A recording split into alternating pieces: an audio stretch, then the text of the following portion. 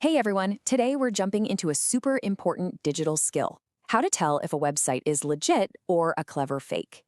We're going to use the London College of Teachers as our example, but trust me, the red flags we're about to cover, you can spot them everywhere online.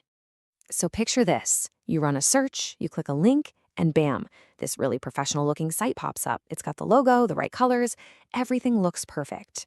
But is it? You're about to type in your name, your address, maybe even your credit card details. That little hesitation, that moment of doubt, that's what we're going to clear up for good today. You know, what we're really dealing with here are digital doppelgangers. These are imposter sites that are masterfully designed to trick you. One click takes you to where you need to go, but the other, well, that one can lead you straight into a mess of financial loss or data theft. And the scary part is, they are really convincing. So you might be thinking, why bother? What's a few seconds of checking really going to do? Well, it matters a whole lot, actually. Because in those few seconds, you're putting up a shield against some pretty big and very real headaches. And when I say headaches, I mean serious consequences. We're talking about real financial loss. Can you imagine paying your tuition fees directly to a scammer? Or identity theft, where you're literally just handing over your personal info to criminals? Heck, even just wasting your time with wrong information is a pain. The stakes are definitely high. I really like this quote because it completely changes how you should think about this.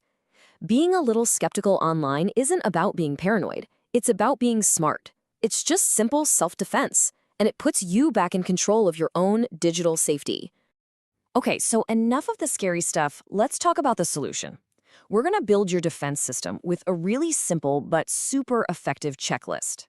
These are the practical things you can do, like right now, to know for sure if you're in the right place online.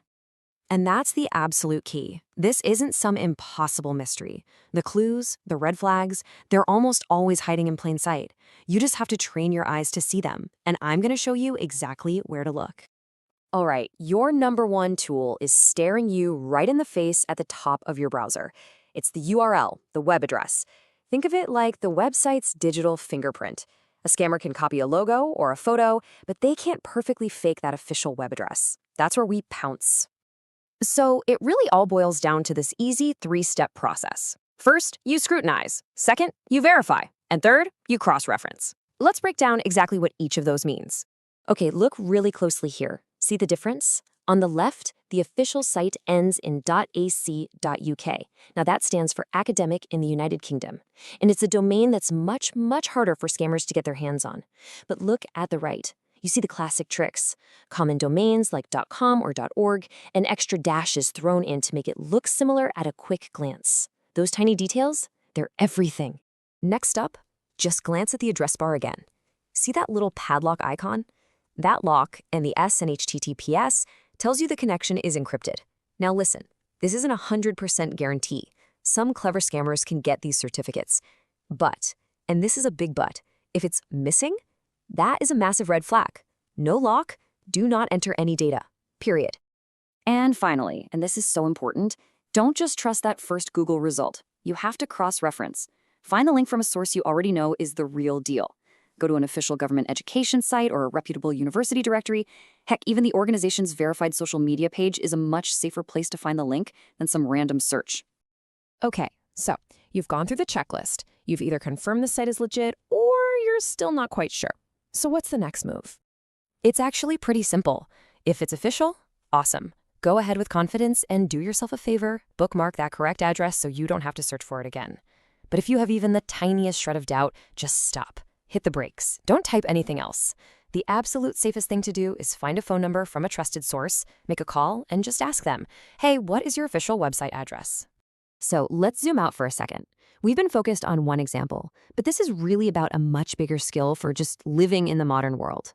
In fact, you can boil this entire explainer down to one simple, powerful rule. Seriously, if you walk away remembering just one thing today, please make it this. This right here is your new mantra. Always verify before you trust. It doesn't matter if it's a website asking for a password, an email asking for money, or a text message with some weird link. That tiny pause you take to double check, that is your single greatest protection. So I'm going to leave you with this question to chew on. This whole idea goes way beyond just websites, right? It's a mindset. It's about critical thinking. So what other emails, messages, or apps in your digital life could really benefit from that quick, second look. Stay safe out there and stay shop.